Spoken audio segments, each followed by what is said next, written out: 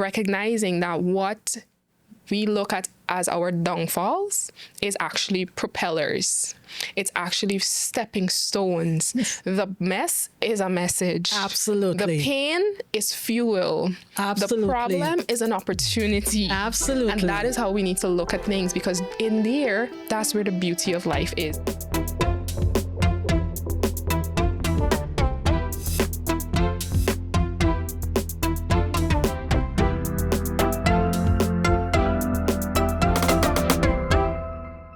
Welcome to The Catalyst Effect. This is a podcast that delves into the stories behind the entrepreneurs. We're telling you about the untold stories, the journeys, the lessons, all because we want to equip you, the viewers and the listeners, with information to help you along your business journey as well as your personal development journey. I'm your host, Natasha Waddle, and today it is my pleasure to introduce our guest, Miss Avia Lindie, the dynamic personality and founder of Evolve Business Solutions. Avi AI, definitely revolutionary in our day and age for business coaching. And she is just, listen, I'm a total fangirl at this point, but we're going to get into the conversation. Miss Avia, welcome to my podcast. Thank you so much for being my first guest and for lending me some of your time. Thank you so much for having me. I'm quite nervous, I must say, but hopefully this is my first time as well. So I'd like to congratulate you on making this bold step. And I love the name, The Catalyst. Well, thank you. I've always liked change. I was once asked if I had a superpower, what would it be? And it would be to change minds. And I might not have that superpower right now, but through my actions and through our actions, I believe we can change people the way they think, being a thought leader. So catalyst is a fun word that I love. And that's also the impact of the podcast, the show. And it's what we want to do. We want to take that step to help people to change the way they think so that they can think bigger. So pretty much, if I were to sum that up, you want to be a catalyst for change. Correct. I like that. Correct. So, Miss Lindie, tell me a little bit about yourself. And it's okay for you to call me Avia because we're having a conversation. It is always so funny for me to say Avia. It sounds, your parents tell you have respect, especially for those people that you hold dear. So you could never call auntie, whomever, anything else other than... That's fine. We're breaking protocols today. Okay. I'll be a bit weird, but I'll be going ahead. So let's do that over. Avia, tell me a little bit about you today. So Avia, I see myself as multidimensional because I get to be a mom of 4 amazing young adults. And I get to be many things. I get to be a sports enthusiast. I get to be an entrepreneur. And I get to do all these things in this lifetime. So I consider myself multidimensional, and I more or less credit myself as a daughter of Zion. So my life has purpose. In fact, my name, Avia, means Yahweh is my father. So once I recognized that a couple of years ago, I know who I am, I know who my father is, and I'll just walk in my purpose. And that is amazing. Walking in your purpose. I remember the first time I did Accelerate Her. Sadia from Glow Aesthetics gave me a card the second day. The first day, I wanted to know why they wanted me in that room. Because what do I know about mentoring anybody?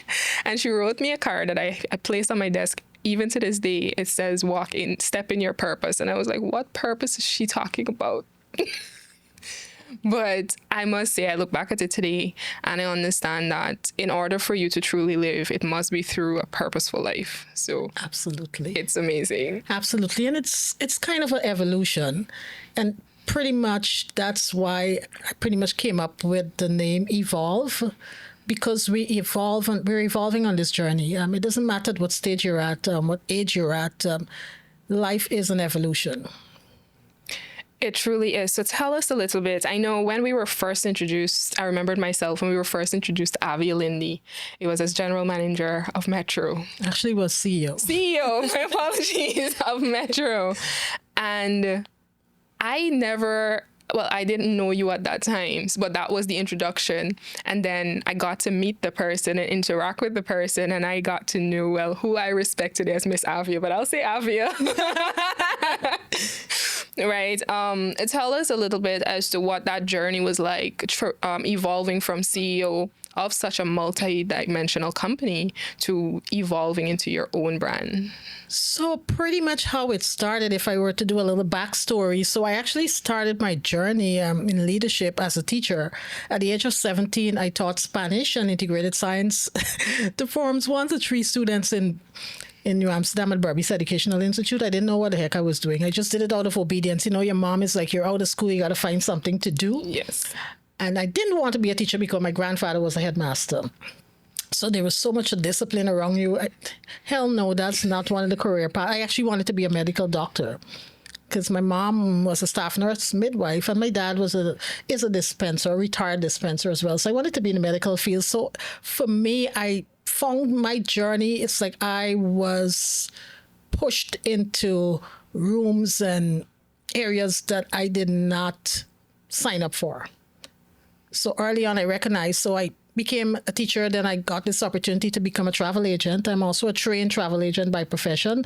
So I started at Jim Backus Travel Service. And of course, at that time, there were, what should I say, stereotypes.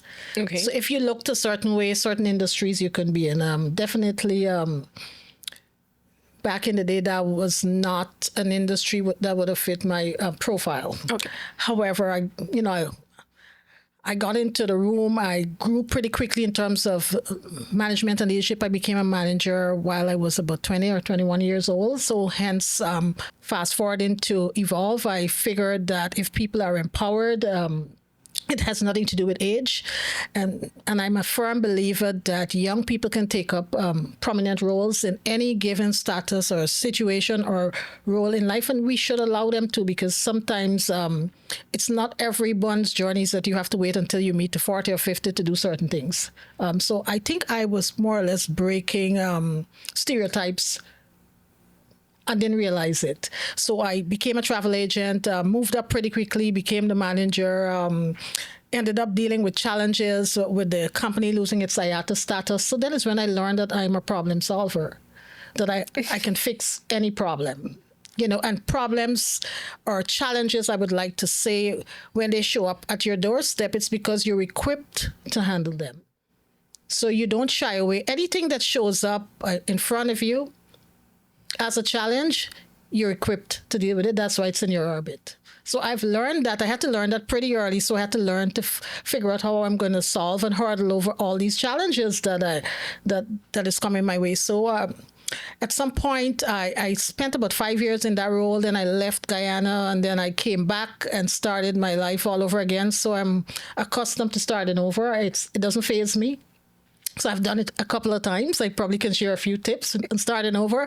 And of course, the Metro at the time was going to come into a new area. They were in Georgetown, and they wanted to expand to Region 6, which is New Amsterdam. And someone recommended me. I'm always recommended for something because, recommended me. And, I ended up starting as the manager to start a branch in New Amsterdam and got a bunch of cool people and inspired them. And together we built something that grew into something amazing, and having to go to bigger buildings and making targets that no one in the company ever did. So setting the tone and the pace in terms of dress code, targets, everything. If I'm going to do something, I'm going to go all in.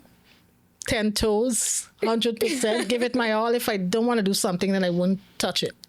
So, after about 14 years, opportunity came for, they said they're going to appoint me to CEO. And I took the job and didn't know where I was going to live in Georgetown. Had my children at major milestones in their life, writing exams, CSEC and grade 6 and all the stuff. And I said, I'm going to commute. So I commuted between Georgetown and New Amsterdam for 8 months every day. Every day? Monday to Friday, and got to work before people who were living in Georgetown. Yes.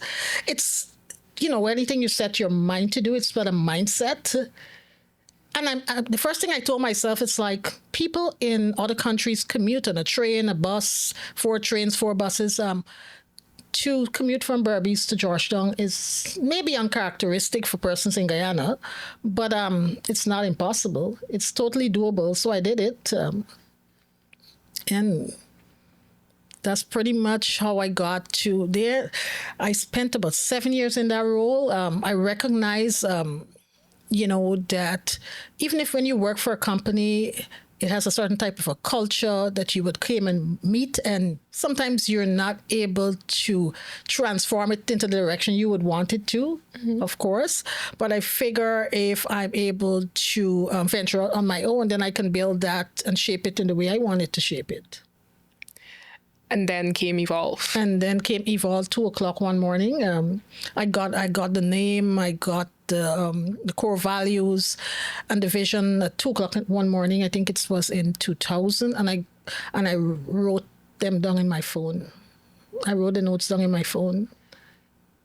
And what was amazing from what you said just now, just yesterday, a friend and I were having a conversation about the change in Guyana, how the economy itself is changing, and we as Guyanese need to make certain adjustments for ourselves because, one, we make those changes when we go overseas in another man's land. So why can't we do it? And commuting was one of the conversations we've had, where we want to live in a space where we're 15 minutes away from work, or we're 10 minutes away from work, or a half hour away from work.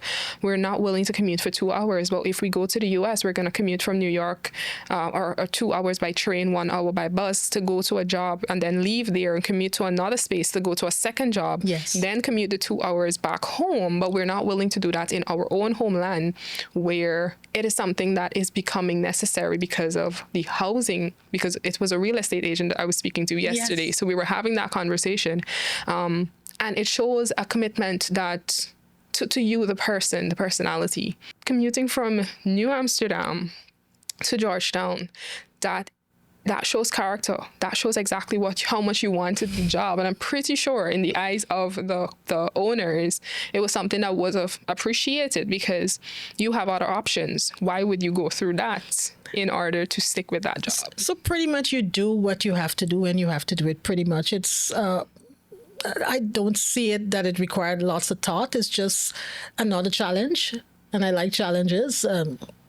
So I went ahead, and it was a challenge and an opportunity as well. So, I totally agree with you. So it's more of a mindset, and we're capable of change as people, It's not beyond our reach if we really hone in and decide, well, why is it I want this? And why is this important to me? Yeah, it's getting comfortable with being uncomfortable for a means to an end. There you go. I could not have said it better myself. So how has it been like from getting the idea at 2 a.m. in the morning for Evolve to now? What I did initially, I didn't actually act on focusing on Evolve. I went off on a tangent and I started another company called Collection by Avia Maria. Inner beauty, outer confidence. In fact, I was inspired by my sister who, suggested that we do that. So I focused on that for the past 3 or 4 years. And it's only about a year and a half ago that I actually turned my focus to Evolve, to hone in on my skills in leadership, mentoring, and also dabbling in some technology as well. All right. So I do want to get a little bit personal as to why did you hold off on Evolve before getting into it? Pretty much because I didn't think I got clarity. What I did towards that goal is that I went and got myself, I went through a coaching program. The thing with me is, like, if I'm going to do anything, I want to make sure that I am knowledgeable. That I'm not going to bluff my way through anything that I'm going to do, because it's lives that are going to be affected pretty much. Yeah. So I have respect for the lives and people in general. So if I'm going to do something, it has to be done with a high standard. So I made sure that I went, invested a bunch to go do coaching. I did with Coach Transformation Academy that's in Dubai, but the training was remote. So, getting up like 4:00 in the morning because of the time difference to go through 21 days of training. It requires a level of discipline, but if you want something badly enough, you will make the sacrifice. Definitely. So usually what what stands out to me from a lot of leaders, it's that same word, sacrifice or commitment and discipline as well. Because I don't like how I look, but I'm not willing to get up in the morning to work out. I don't like where I am, but I'm not willing to read an extra book to upgrade my knowledge. I don't like the people I'm around, but I'm not willing to make the tough decision to say, I need to cut you off because you're not good for my mental health, or you're just not good for where I am right now. It's like that word sacrifice, and it has to come from a place of self. As I grow, I'm recognizing the importance of understanding self first. Awesome. So you touched a very important topic there. You talked about self, and self-mastery is something that fascinates me. In fact, that's one of the goals, or one of the areas that we want to tackle at Evolve, self-mastery, because how are you going to lead others when you can't lead yourself? So that's the question. So for me, it's more or less working on me so that I can help others. Because most times what we tend to do is to point the finger away from ourselves. But we're all subject to limitations. We're all flawed human beings. It's just more or less, acknowledging where our strengths are, acknowledging our weaknesses, and understanding that just like you have weaknesses and strengths, other people do. They may be different. So we'll show people a little more grace. Yes. You see, and this is why I love having conversations with you, because we connect on so many levels, just naturally, because the makeup artist and I was just having this conversation about giving people grace, because at first, maybe 2-3 years ago, the things that people would do would get me highly annoyed.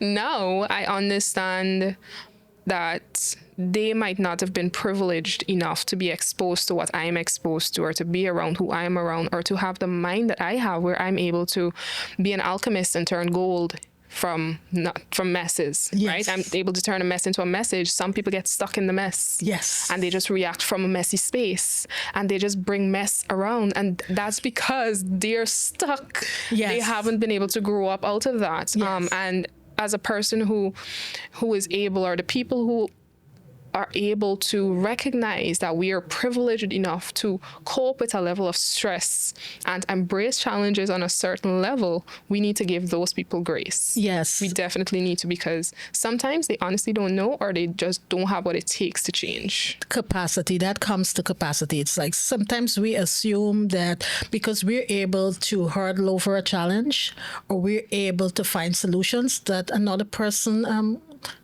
should be able to do the same. And, I think that's being a little insensitive, because we're never at the same place in our journey. It doesn't matter how mature a person is. There's something that you're struggling with. So you may not be open about it, but everybody's fighting some battle internally. I guarantee that. Oh, most definitely. Life is always happening. Life never gives us a break. Never.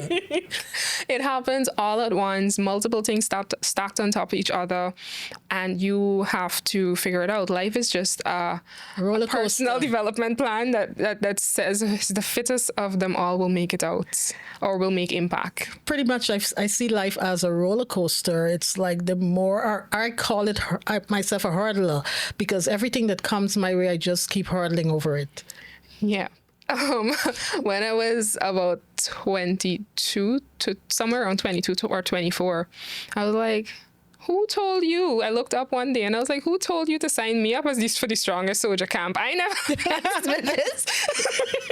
It's like, can I catch a break? It's after one thing is something else. It's like, there's never a moment where I'm not dealing with something. Now, in that moment, I figured it was a problem, that I was in a why me space. At that time, I was, why me? Why all these things happening? Why? Why not you? Exactly. No, I'm like, okay, when things happen, what is it teaching me? For me to be exposed to it, that means there's a lesson in it. Yes. So I need to get the emotions away. I haven't learned the balance as to how to get the emotions away without being cold.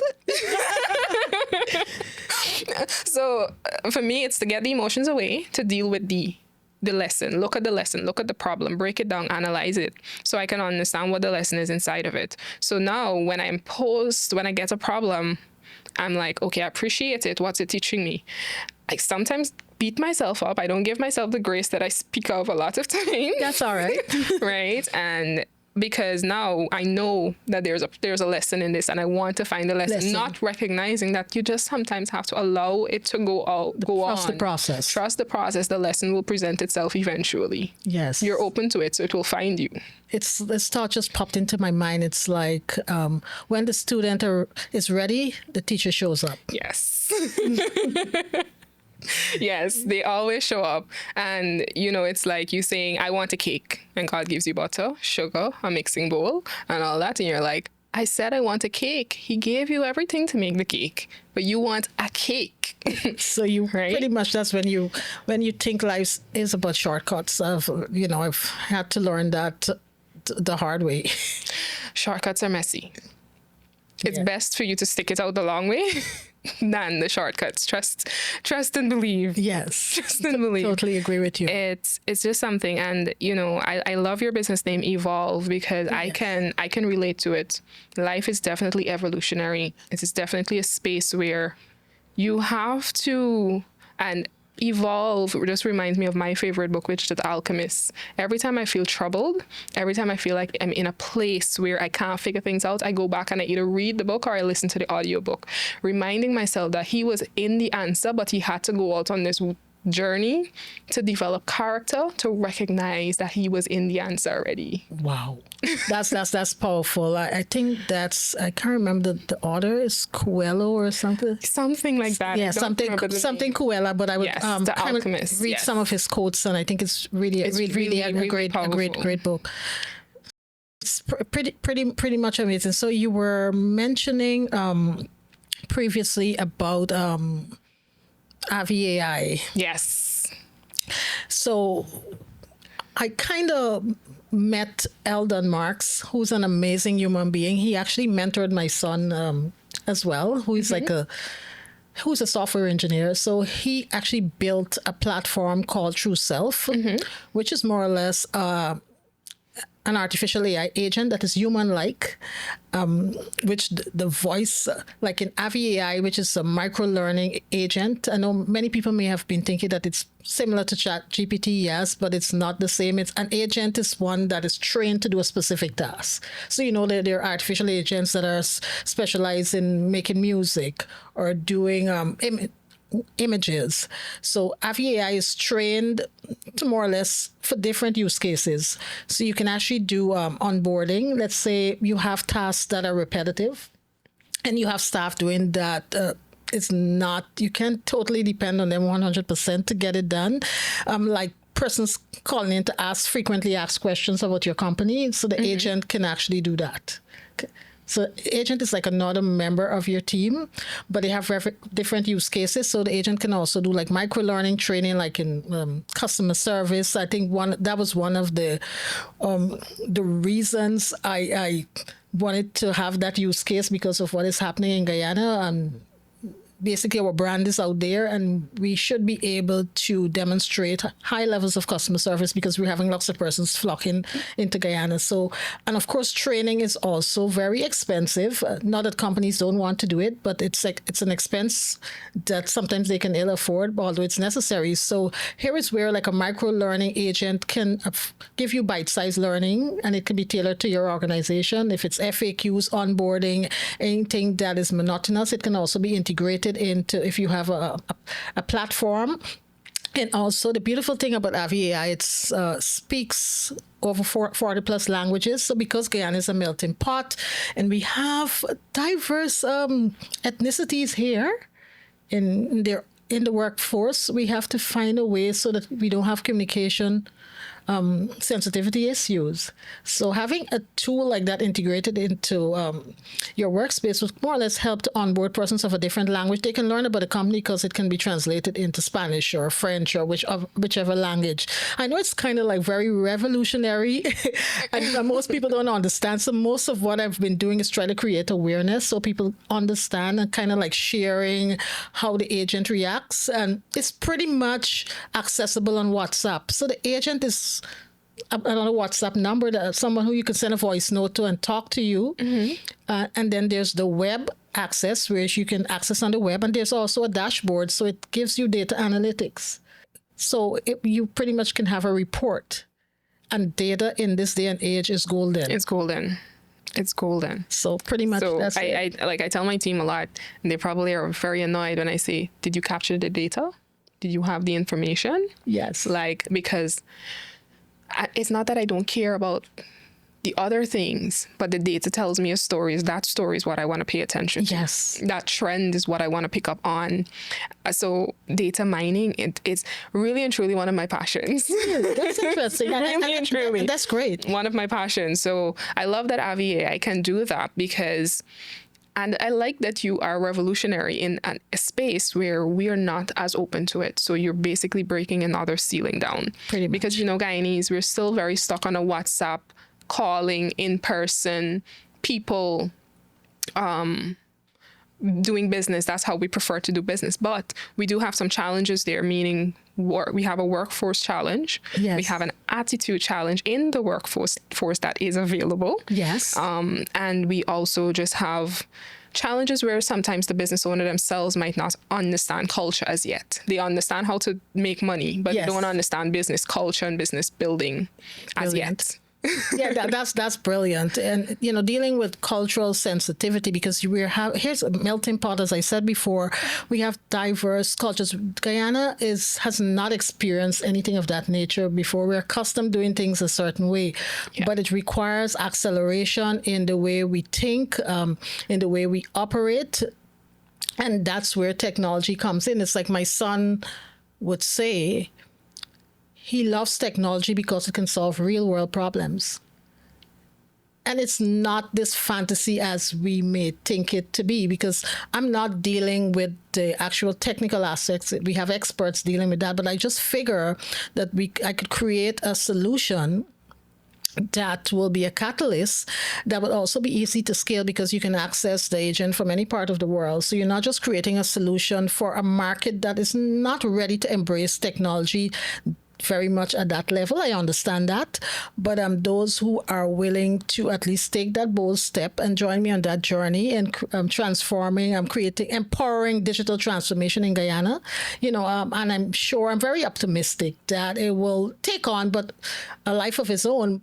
But it's not ideal, or it's a service that is just local. It can right now, anyone in any part of the world can use it. And that's my thinking behind Evolve. It's if I'm going to create a company, it may be small initially, but it should be able to be scaled. And that brings me to the importance of systems, which I know you can totally relate to. Of course. Because I was just about to cut in and say, oh, you're definitely speaking my language, because as I entered the world of business officially by myself, not just managing another person's company or playing a role in somebody else's company, but having to figure out for myself, then getting stuck or failing, or having my first few lessons, I would say, not failures, my few lessons. And then I went in search of help. What I quickly recognized is we have a somewhat of a business culture that teaches you just to be local and do local, but we don't build to, one, expand to several places in the one local market. Like, say, you can serve Georgetown, Linden, Berbice, and you can also serve Trinidad, Barbados, Germany, the USA. When I go around, I want to see Guyanese businesses.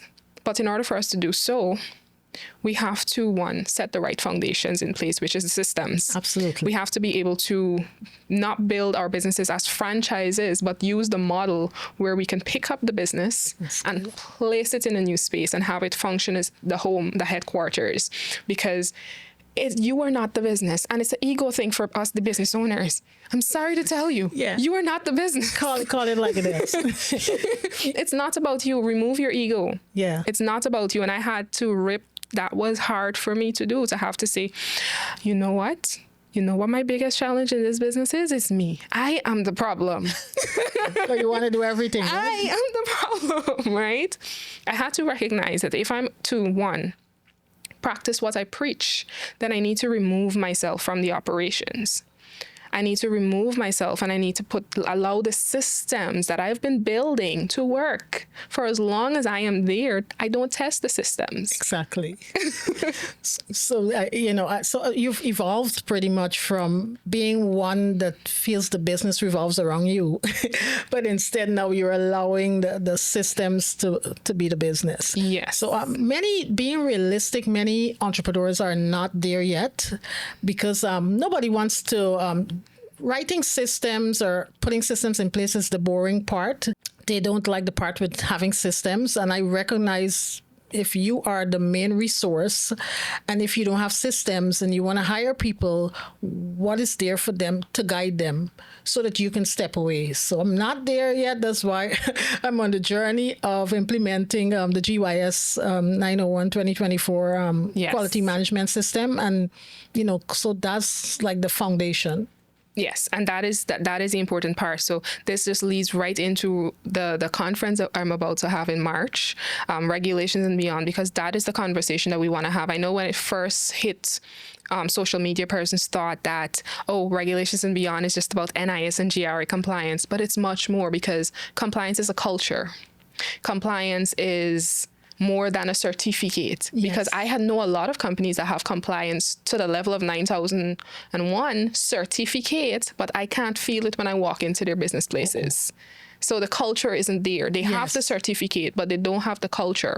And then in our rapidly evolving business space, we're finding that Guyanese who are refusing to level up or to implement standards will be forced out of the business space, or they will be stuck serving just one level of clientele, because in order to level up, you need standards, you need a foundation, you need to comply. When we say compliance, we don't mean pay taxes and pay NIS contributions.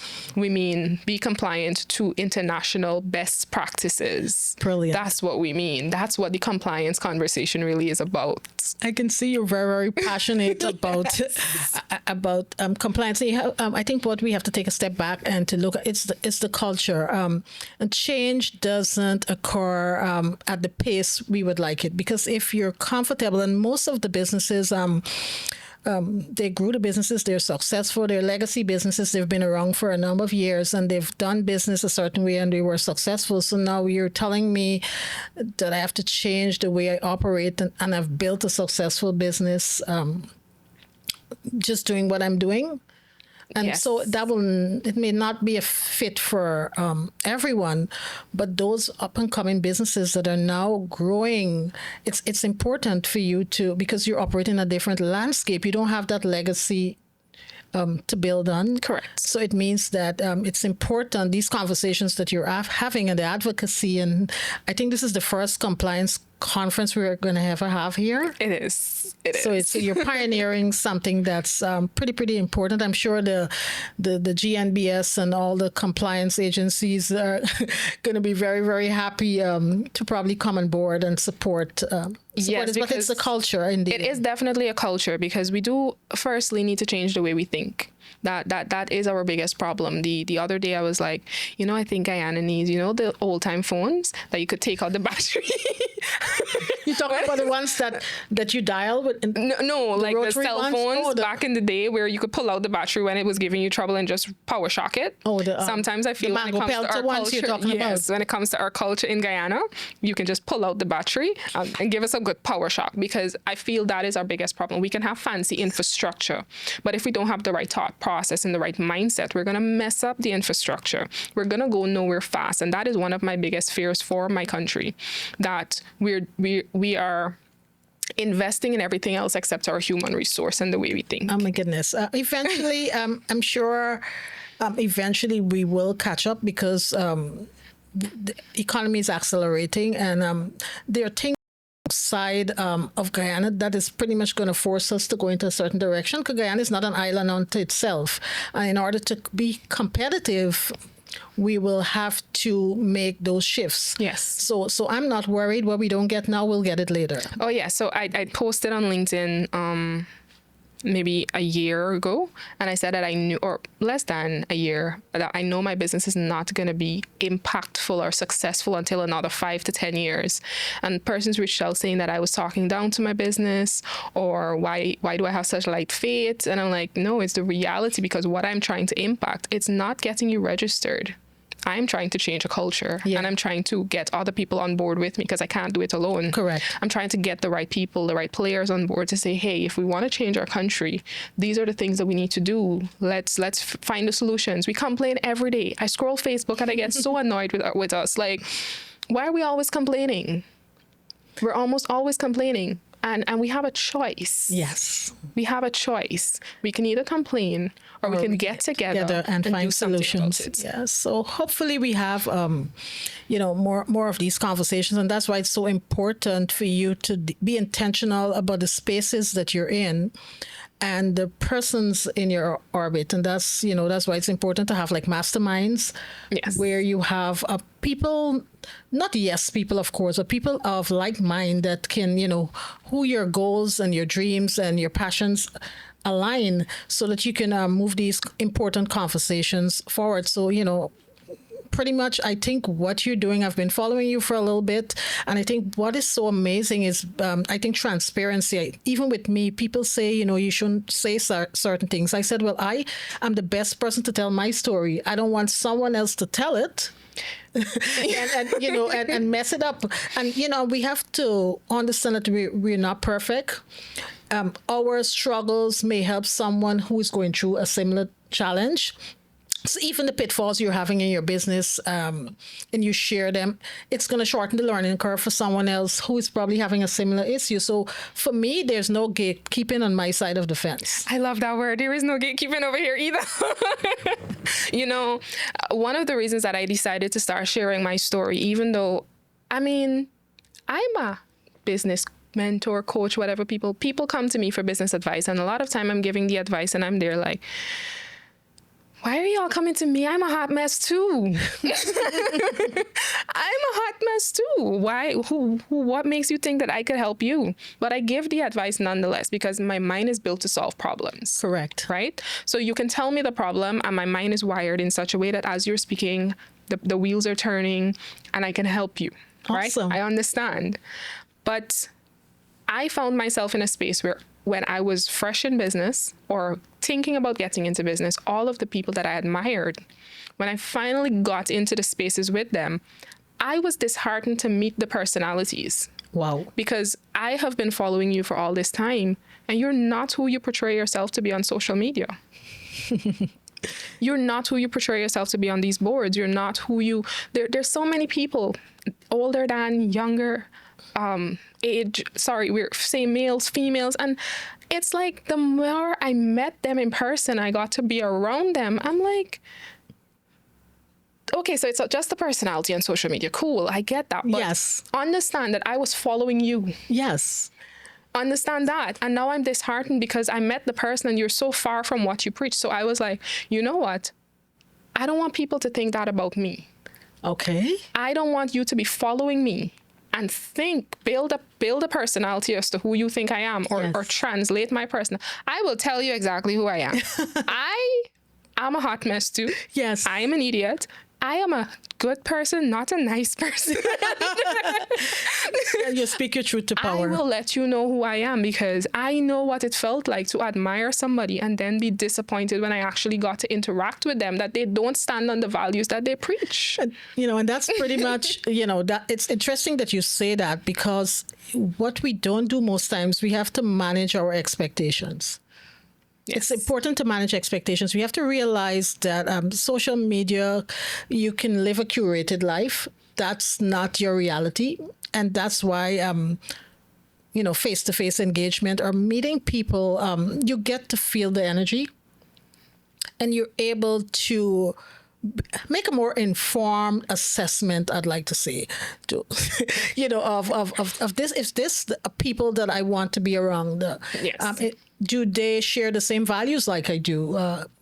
Do we have anything in alignment or in common? Can we work together? So it's managing those expectations that will help you when you show up in certain spaces, not to allow what you see and hear to go skin deep. Because people are going to be people, and as you rightfully say, we're all hot messes in some, shape and form. So once we recognize that, we're able to set boundaries. That's an important word. A very boundaries. important word. A very, very important word. But it goes deeper than boundaries. You can't have boundaries if you don't know what you're protecting. You got to know what you're protecting, which means you got to know who you are and how valuable it is, which goes right down into your value system. Absolutely. Which is something that I wouldn't say it took me a lot of time to figure out, but I'm happy that I've been able to figure out that my values is important. And it's now a message that I preach. Because if you don't know who you are, people will tell you who you are, and then you'll wake up one day like, that's not who I was supposed to be. Yes. They'll project, you'll find people will project their perception or their beliefs onto you. Yes. And if you're not grounded in who you are, you can be swayed by easily. Yeah, it's like you could be like a leaf blowing in the wind. It's important. I think even so now, because of the population, or like in Guyana, 35 and on is the majority of the population, but then sometimes they follow, as you rightfully said, you go on social media and you want to pattern your life after someone who's probably a total mess when they're off social media. But so if you're not grounded and you don't have values or value system, it means that any wind blows, you're like a leaf blowing in the wind. And I think it's important for us to, encourage our young people and so that they have a voice and listen to what they're saying. I think we don't do enough of that. And that's why you will find that they shy away from certain spaces and certain discussions. And I think when their input is missing, that's why we have a total mess when we're trying to solve problems, because we don't have all the necessary voices in the room. I'm an advocate. If I wasn't given an opportunity early on to be in management, it had nothing to do with my age. It had nothing to do with the qualifications, because I was managing without a degree. I got my master's while I was already a CEO. So it doesn't mean that you didn't know what to do. If you have influence, you can mobilize people, you're empathetic, you're disciplined. It means that you can get things done. I'm not saying that education is not important, because I'm a firm believer in that. However, that should not be the only variable in this equation. Correct. And as well, as a young person, I usually feel like decisions are made without my voice. Decisions are made without knowing the real problems that I'm having. And not just me, but persons like us. Like, how do you just use statistics to tell you about me? when you can actually ask get me in a room and, right? and ask we the have question. Eager young people who are able to, like, when I am in, I have to of course bring Rotary or Rotaract into this. Awesome. I am a Rotarian. We both are. Yes, right. When I'm in the spaces, I'm like, these are conversations that need to be heard on wider platforms, because they can actually run a country better than they can come and run my company. Pretty much. Pretty much. That's why I love Rotary, because it's in an organization with structure. Yes. It has a constitution, bylaws, there's a learning portal. It's a well-run organization, and one that's over 100 years old. So, and it's a great ground forum where Rotary is getting a plug, and Rotaract and Interact is getting a plug here on the Catalyst, because it's a great incubator. Yes. To build leadership capacity. People can learn about community projects. It's great for learning project management as well. And building capacity for future leadership roles, or even current leadership roles. Yeah, and it is important, because a lot of the initiatives that I have planned, especially when it comes to leadership and changing, I haven't given up on my age range, but I just believe that if I've missed my generation, I'll catch the next one. Absolutely. So they're more so geared towards children, teenagers, or primary school, because they are brilliant and they need certain conversations. There's some key conversations that we eliminate from kids until they get older. And when we're older, let's be honest, life happens too fast. Yes. And we have to figure a lot of these things out by ourselves, for ourselves. Like, why don't you teach me about taxes in school when I have to start paying taxes from the time I'm 16 years old? Why don't you teach me about financial... Teach me financial literacy. Financial literacy. It's important. I recall even as, with my children, even when I was when I did my expenditure, I would always account to myself for monies that I've had. And, and I would I would teach them. I created accounts for them since they were little. And then I would do a standing order to ensure that I did save for them. And even if I had to use the monies, I would let them know. So I was transparent. I think it's important for us parents and those who are planning to be parents to be transparent with your children and to teach them certain things. I didn't realize that they were paying so much attention. Now, I see how they're able to manage finances and be good stewards over whatever finances they have. And it's something that had to be taught. And you didn't have to be wealthy to teach children financial management. You don't have to have a lot. It's just that I taught them the principle is that saving is something that it's important. You have money, you don't spend all of it. I have two of my children, they're not working, but they shop online more than I do. And it's pretty much a principle. When anybody does a chore at home, they get paid for it. In fact, they said it's not a non-for-profit, or they don't work for free. And, and I don't blame them. They're like Gen Zs. So, they're very radical in their thinking. And so they're empowered to earn, and also they're independent and they're empowered so they can buy their own stuff. I'm not a parent, but I was a child. I am a child. And I'll say that parents don't recognize the children are learning even when they aren't teaching. What we do in our early adult life is what we learned from our parents, whether they taught us intentionally or not. Correct. A lot of us learn toxic traits, though, because our parents hid a lot of the real conversations from us or didn't have the real conversations with us. So what we practice is the things that we either figured out or thought we knew, and the things that they practiced, which was the toxic part of their life. Yes. And more deeper than that, when we get our first partner, we're more likely to marry our parent or parents as our partner. So your parent, being a parent is a big deal. There's so much that you're supposed to be teaching that child, because whether you like it or not, they are learning. Absolutely. That's why to be a parent is a privilege. It is. To be quite honest, I didn't know what I did to deserve the job of being a steward, and I call myself a steward because those lives were loaned to me, and I could either make a mess of them, but in the final analysis, I'll have to answer. So everything I do is intentional. Even now, even as they're grown adults right now, I'm still very intentional, because remember, I am still growing and learning. In fact, I remember my son said to me, "Mommy, when we speak sometimes, it's not for you to respond or to give a rebuttal. We want you to listen." It was very humbling.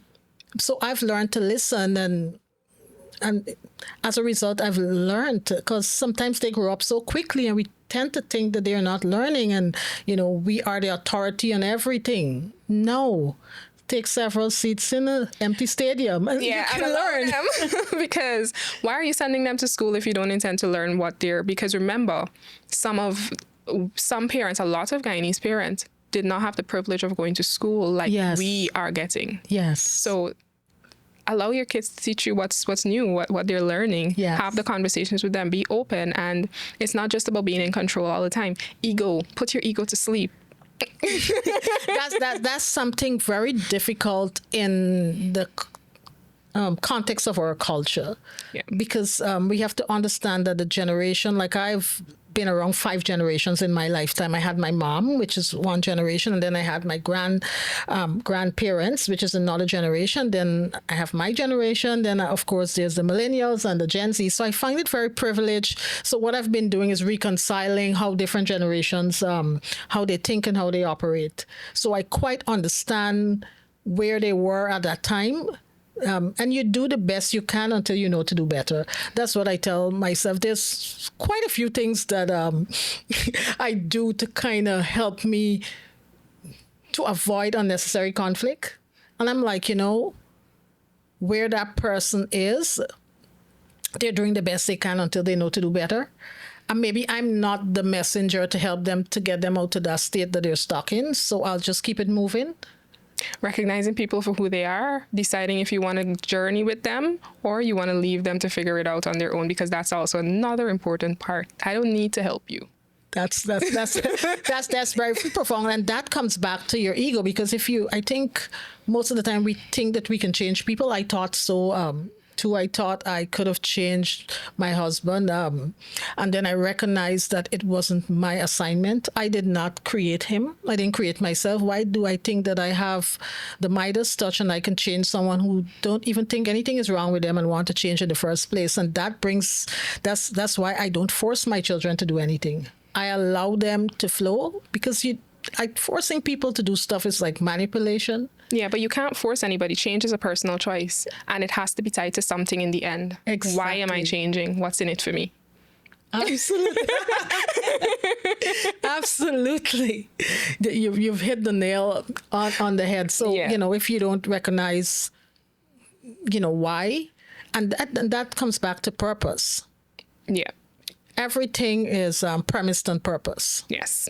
So we will be having you at Regulations and Beyond on our panel to speak on governance. And of course, I'm sure I've shared by now that I want the no holds bar kind of conversation. Yes. Because we want real conversations Not on stage. fluff. We don't want the fluff. I'm tired of going to conferences where I sit there and I leave empty. And I don't want anybody who is attending Regulations and Beyond to leave empty. I prefer that you leave with a headache. but in a good way. In a good way, a good headache, right? So what can we look forward to on that stage? So that governance is not a sexy topic that people like to talk about. We would say that just like compliance, it goes hand in hand. So sometimes it's not a topic that we'd like to talk about, but it's important because it's also tied to values. It is.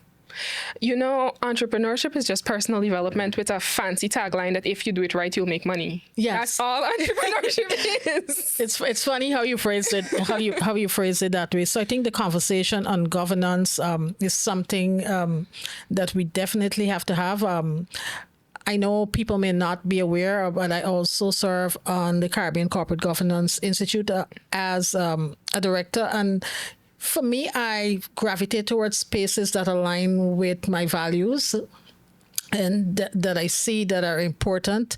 So being in that space, because there are persons from different parts of the Caribbean, and if you, like Jamaica is an example for all the Caribbean countries to follow in terms of their stock exchange, Yes. Their governance ranking. They have a listing of persons who sit on boards. You have to go and you have to be on the listing. So you just don't pick board members because I like the person, they're my friend, they're going to agree with everything that I say, and you put them on boards. Several persons on one person on 10 boards. Yeah. So they're stretched thin that they cannot be effective and stuff like that. So those are real conversations. But in a country that's very, very small, we may not have many persons with the expertise and training.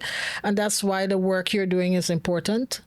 And that's why this conference is important. And also, membership is open for anyone who wants to join the Caribbean Corporate Governance Institute. And there are lots of free webinars that you can attend. There's actually certification on governance that you can go through so that when you function in these roles, you're more effective, you're able to add value. Yes. But you find not a lot of young people are gravitating towards that. But if we want to sustain a culture of governance, it means that we have to have everyone on board? Well, we do need to introduce them to the conversation. That's one thing too. We do need to introduce the conversations because I know I'm around a lot of I like to say leading young people. Well, I'm not around them. I watch them on social media because I'm not a very social creature. Okay. Right. But I fooled me. I am not social. But I look at the young people and I'm like, these are the conversations, like, even when I don't agree with them, I understand their perspective, right? And these are the people that we need to give bigger voices to because they are interested in learning. They are interested in the conversation. They are interested in making change. They just need to be a part of the real conversations. Like the youth council that was very popular after the budget.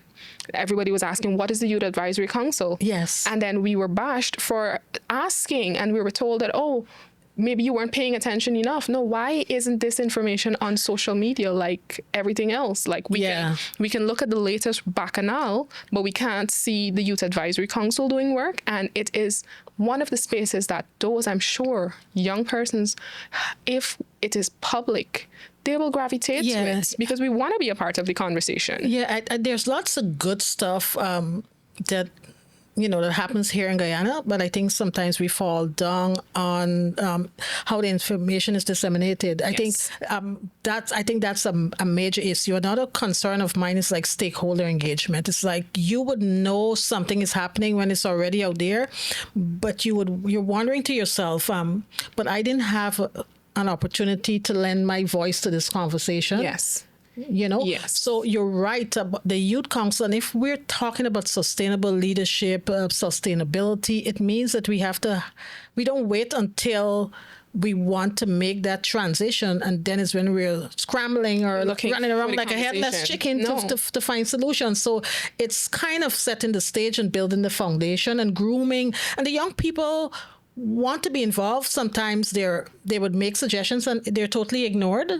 I can totally understand. And if you're ignored, why would you want to contribute? Why would I want to be in the space that all these mature folks or learned folks or thought leaders, they are there and they're dominating the conversation and my voice is diminished or not even heard? Correct. And so that kind of a change or shift is not going to happen overnight, of course, but we still have to keep having those conversations, keep advocating, or more or less not even do things to create the shift. Yes. Because the power always lies in the hand of the people. Correct. So we definitely need to. Ms. Avia, we've spoken about a lot of things. Before we go, I want to have a conversation. I want to find out what are some of the key things you have learned. Like give us a 5 minutes masterclass on starting over, because you said you could tell us a couple of things about it. So, if I were to go about it in a structured manner, for me, life, their patterns, and everybody lives their life by way of identifying certain patterns and more or less creating some form of a system as to how you're going to operate. So my pillars are spirituality, of course. I'm first a spiritual being. So that's important. Another pillar for me is health and wellness and fitness. So it's important for me. I'm on a journey right now in training my body to obey my spirit. I figure in areas that I'm struggling with, even in business, or let's say I struggle with procrastination, I can help the whole world or respond to them in lightning speed, but sometimes things for myself, I put them on the back burner.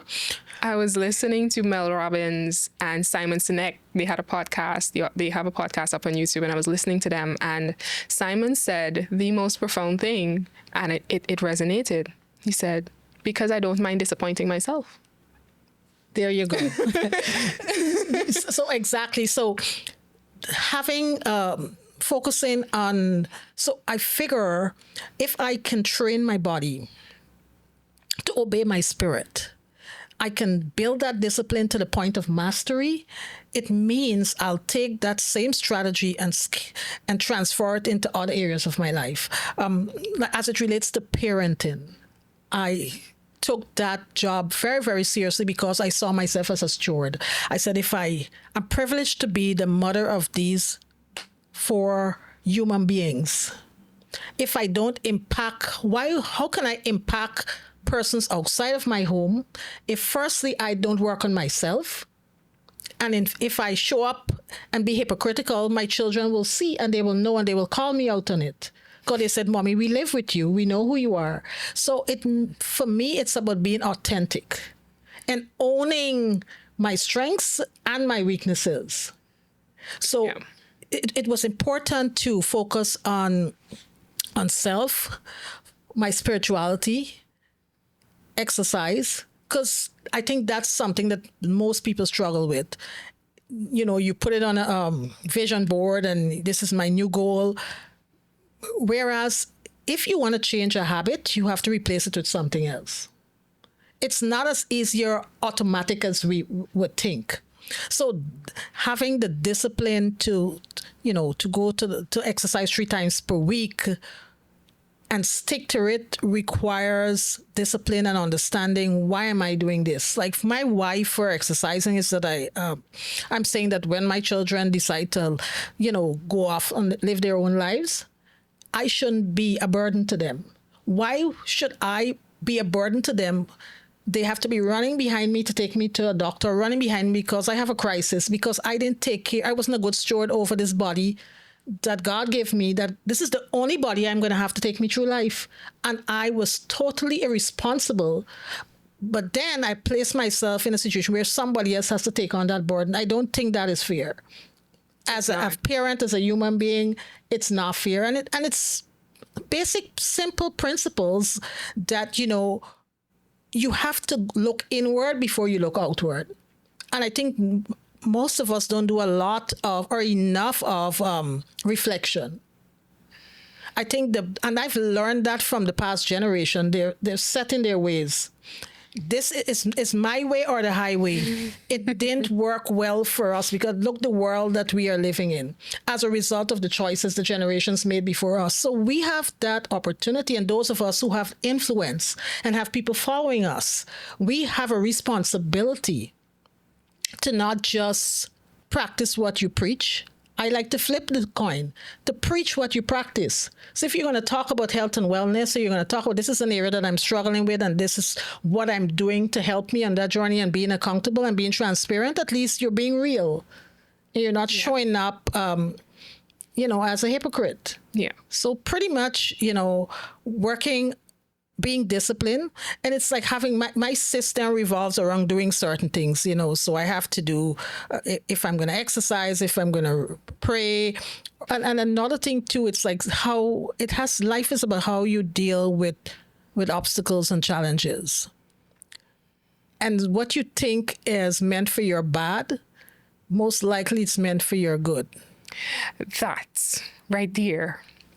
So I have this thing that I have inked. It says pain to power, because I grew up in a neighborhood where I did not have an example of what I wanted to be, but I definitely had examples of what I did not want to be. I didn't have a roadmap as to how I would come out of that, how I would be something else. I just know that by the hooks or the crooks, I'm not becoming that awesome that I was seeing around me. And being intentional, recognizing that what we look at as our downfalls is actually propellers. It's actually stepping stones.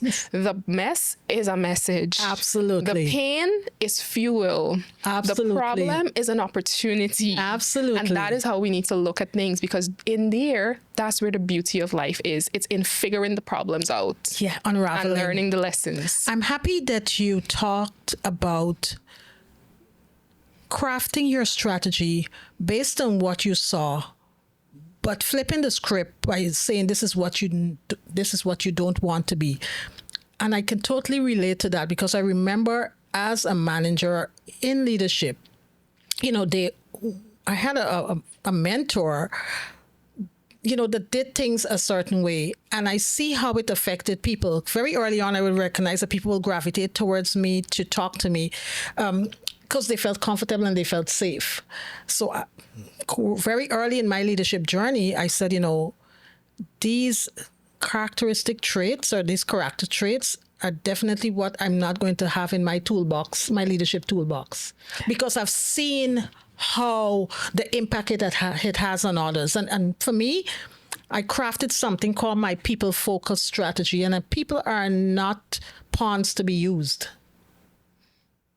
And that, I remembered, one of the reasons that I backed out of a lot of groups in the last 2 years, one of the reasons I pick who I'm around very intentionally now is because the people in leadership think it's a title, and leadership is not a title. I took a deep breath there, and because you're right. And leadership comes with the responsibility of protecting people's vulnerability. And one, I've heard my own business from people I've confided it in, and two, I've heard other people's business from mouths that should not have told me it. Oh my. They confided in somebody, and that person told me, and it wasn't in a very nice way either. And you know, you're around people and we're learning 24/7. You're analyzing things 24/7. And from being around certain people, I started to take note, and I said, you know what? If people look at me as a coach or a leader or whatever, these are things I don't ever want. So I will start first with me. I am only going to put myself in spaces where I'm protected, where my vulnerability is protected. And when people come to me and they're in there, because to be a coach is to be vulnerable. Yes. It's to allow somebody else to tell. You can't guide a person's business without getting into their business, their personal life. And when they share that information with you, you have a responsibility to protect it.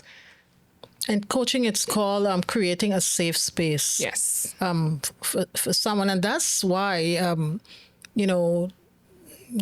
I'm guided by the International Coaching Federation. There's ethics that's involved. Yes. So it means that if you act a certain way, which is outside of those boundaries, there are consequences, because you're guided by ethics. So it's unfortunate, but it's a reality. I figure if persons knew better, they will do better. And another thing too, if those behaviors are accepted and they're not addressed, you find that they will perpetuate.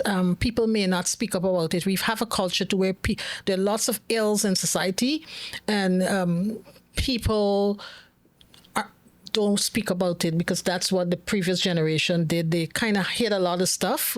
Yeah, which we're living in the impact of what that has caused. So it's as you rightfully said, it's important for you to be discerning and to have wisdom.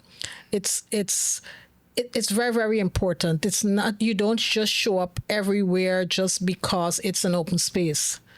You have to go with intention. Yes. Not everything in cup knock you need to be at. That's it, as we say. Right? So, Ms. Avia, it has been a pleasure having you on The Catalyst Effect. It is our first episode, and I'm sure that the conversation is going to touch, even if just one person. If we're able to create that impact, then we would have done a very good job today. I hope. I want to say thank you so much to our sponsors who made this possible: the Rehab Center, Alpha Media Creations, Xpress Business Solutions, the Fashion Box, and most importantly, God Almighty. Awesome. It was a pleasure being here. I just, if I may give some parting comments, it's just be authentic. Everyone else is taken. Be yourself. Yes. Be a hot mess and shine brightly in your mess.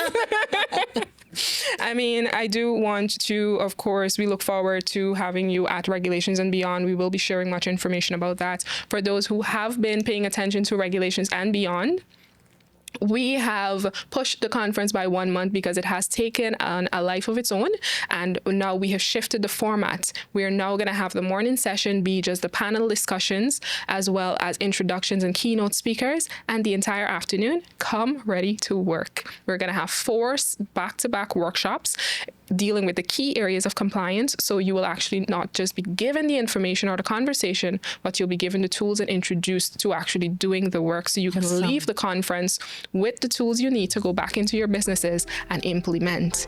Thank you so much for tuning in to The Catalyst Effect. I am your host, Natasha Waddle, and it has been a pleasure.